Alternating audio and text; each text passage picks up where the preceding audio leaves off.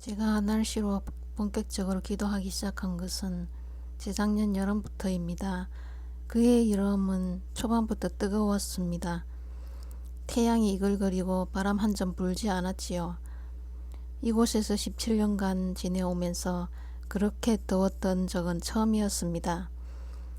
아파트 앞으로 흐르는 하천이 말라서 바닥이 드러났는데 하천 바닥에 수십 년간 쌓여있던 오물이 썩으면서 역한 냄새가 올라왔습니다.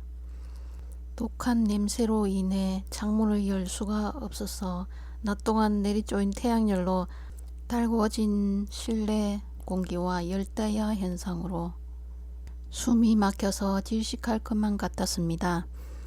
그렇게 1, 2주 정도 지내다가 도저히 견딜 수가 없어서 기도를 했습니다. 하나님, 너무 더워서 살 수가 없습니다. 저희 집에 에어컨이 없는 것 아시잖아요. 창문을 열면 독한 가스가 들어와서 창문도 열 수가 없습니다. 비가 와서 하천에서 독한 냄새가 나지 않도록 해주시고 시원한 바람이 집 안으로 들어오게 해주십시오. 저를 엘리야처럼 생각해 주십시오. 주님께서 사랑하시는 딸이 하는 기도를 들어주십시오. 비가 오고 바람이 불게 해 주십시오. 그런데 놀랍게도 그 다음날 비가 오고 바람이 불기 시작했습니다. 며칠 후 다시 뜨거워져서 또 기도를 드렸습니다. 기도한 다음날 비가 오고 바람이 불어왔습니다. 올 여름 내내 비가 오고 바람이 불어서 이 여름을 시원하게 지낼 수 있게 해주십시오. 그해 여름은 초반에 폭염이었으나 중반에 이상한 냉해가 와서 과일과 채소 작황이 좋지 못했다는 것을 나중에 알게 되었습니다. 그 다음 해인 작년 봄이었습니다. 2019년 4월 5일 식목일에 강원도에서 대형 산불이 발생했습니다. 가뭄이 들어 낙엽이 바싹 마른 데다가 강풍이 일어서 산불은 걷잡을 수 없이 퍼져나갔고 좀처럼 진화가 되지 않았습니다. 전국의 소방서에서 출동하여 고속도로 곳곳에서 소방차를 볼 수 있었습니다. 살림이 훼손되고 인명피해까지 났지만 불길은 쉽게 잡히지 않았습니다. 하나님께서 비를 내려주셔야만 진화될 거라는 생각이 들었습니다. 서울로 향하는 고속버스 안에서 비를 내려주시라고 기도를 드렸습니다. 다음날 비가 왔습니다만 강원도에 소량만 왔기에 간신히 잡힌 불이 재발하는 것을 막을 만한 충분한 강우량이 아니었습니다. 또 기도를 드렸습니다만 강원도가 아닌 제가 사는 지역에만 가뭄을 해결하는 봄비가 왔습니다. 그때 하나님이 강원도에 진노하신 일이 있으시다는 생각이 들었습니다. 그래서 이렇게 기도를 드렸습니다. 알겠습니다, 주님. 강원도의 죄악을 용서해 주십시오. 주님을 거스리는 모든 죄를 사하여 주시고 불쌍히 여겨 주십시오. 그 땅을 고쳐 주십시오. 산불이 진화되고 잔불이 재발화되지 않도록 비를 내려 주십시오. 그 다음날 강원도에 비가 쏟아졌습니다. 산불은 꺼졌는데 유서에서 이번에는 산불로 잿더미가 된 산이 폭우로 인해 무너져서 산사태로 인한 2차 피해가 일어날까봐 걱정하는 보도가 나왔습니다. 비는 이제 많이 내리지 않게 해주시고 산사태가 나지 않도록 기도해야 했습니다. 하나님의 도우심으로 산사태는 나지 않았습니다. 나중에 알게 된 사실은 최초의 발화가 일어난 세 곳 중 하나는 산당에 피워둔 촛불에서부터 시작되었다고 하더군요. 그 후 이번 봄에는 비가 계속 촉촉히 내리게 해주시라고 기도를 드렸고 비가 자주 왔습니다. 그해 6월 주일에 예배를 드리러 걸어가는 길이었습니다. 날이 약간 흘렸습니다만 우산을 가지고 나오지 않았는데 중도에 비가 내리기 시작했습니다. 이번 봄에 비가 자주 내리게 해주시라고 기도 드려 놓고는 우산을 가지고 나오지 않았다니 하는 자책감이 들었습니다만 우산을 주시라고 걸어가면서 기도를 드렸습니다. 남아도는 우산 하나 어디 있으면 제게 주십시오. 우산이 없으면 비를 그치게 해주시거나 예배를 마친 뒤에라도 그치게 해주세요. 이런 기도를 드리자마자 대형마트 옆 재활용 쓰레기장에 버려진 우산이 보였습니다. 하나가 아닌 3개의 우산이 있었는데 커다란 검정색 우산을 펼쳐보니 우산살이 힘이 없고 너무 컸습니다. 중간 크기의 꽃무늬 프릴이 달린 우산은 너무 화려해 보였습니다. 제일 작은 빨간색 우산을 펼쳐보니 가볍고 좋긴 한데 크기가 너무 작았습니다. 보통 양상보다 더 작은 크기였지요. 3개 중에 하나를 골라서 교회까지 비를 안 맞고 무사히 쓰고 갔습니다.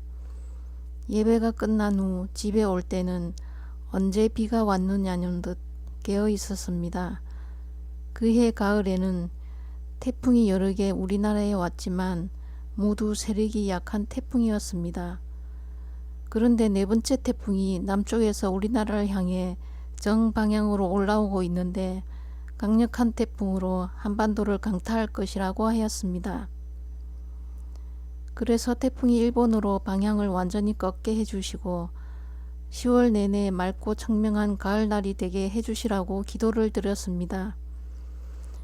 다음날 태풍 하기비스가 갑자기 90도 각도로 틀어서 일본으로 방향을 바꿨고 우리나라는 날씨가 화창했습니다.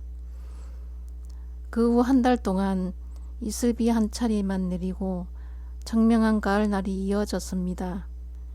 그런데 하기비스가 일본을 강타하여 90여 명이 사망 실종되었고 쌓아두었던 방사성 물질이 떠내려가 오염을 일으켜서 잘못하면 태평양 대서양을 건너 다른 대륙에 영향을 줄 수 있고 우리나라에도 영향을 줄 수 있다는 보도가 나왔습니다. 일본은 이미 지진과 쓰나미와 태풍으로 많은 피해를 보고 있었습니다.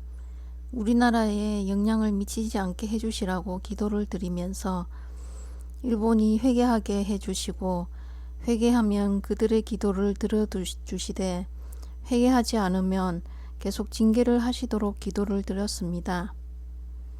2020년 1월에는 호주에 가뭄이 들고 산불이 난 지 5개월이 지났다고 하였습니다. 처음에는 강 건너 불구경하듯 그런가 보다 하고 흘려들었는데 나중에는 캥거루와 코알라가 불에 타서 멸종위기에 이르렀다는 뉴스를 보고 그냥 있을 수가 없었습니다. 호주에 비를 내려주셔서 소방수들이 잡지 못하고 있는 산불을 꺼주시고 가엾은 야생동물이 더 이상 희생되지 않게 해주시라고 기도를 드렸습니다. 그러나 우리나라와는 달리 먼 호주여서인지 다음날도 그 다음날도 비 소식은 들려오지 않았습니다. 벌겋게 타는 불길은 여전히 산과 들과 생명을 태우고 있었습니다. 호주의 죄악을 용서하여 주시고 그 땅을 고쳐주시도록 기도한 지 일주일 만에 비가 내리기 시작했습니다. 6개월간 든 가뭄에 오는 첫 비로 산불이 진화되었습니다. 나중에는 비가 너무 많이 와서 산사태가 날까봐 걱정된다는 뉴스가 들려왔습니다. 그래서 앞으로 호주에 큰 비가 아닌 촉촉한 비가 내리게 해주시고 가뭄이 들지 않게 해주시라고 기도를 드렸지요.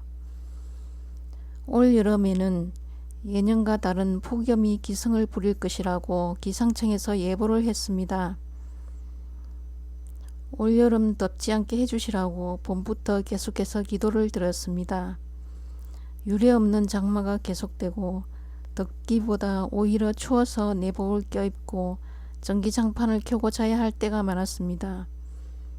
한 TV 뉴스의 보도는 이렇게 말했습니다. 역대 최장 수준 장마, 틀린 기상청, 오버 원인은 이런 제목의 기사입니다. 역대 최장 수준의 장마가 이어지고 있는 가운데 기상청이 올여름 예보가 엇나간 이유에 대해 블로킹 현상을 들었다. 고위도 지역에서 정체하거나 매우 느리게 이동하는 온난 고기압인 이른바 블로킹이 발생하면서 주변 대기의 흐름을 막았기 때문이라는 것이다. 기상청은 앞서 지난 5월 23일 2020년 여름철 기상 전망 발표에서 당시의 기상 특성과 해수면 온도, 북극 해빙, 티베트 지역의 눈 덮인 정도, 기후 예측 모델 결과 등을 종합적으로 분석한 뒤 여기에다 국내외 전문가들의 의견을 더해 6월에서 8월 기상 전망을 예측했다. 올해 여름이 평년보다 덥고 7월 말과 8월 초 사이 무더위가 절정에 이를 것으로 기상청은 예상했다. 하지만 중부지방은 지난 6월 24일 시작된 장마가 8월 5일 현재까지 이어지고 있으며 7월 말에서 8월 초 기온 역시 흐리고 비오는 날이 많아 예년보다 선선했다.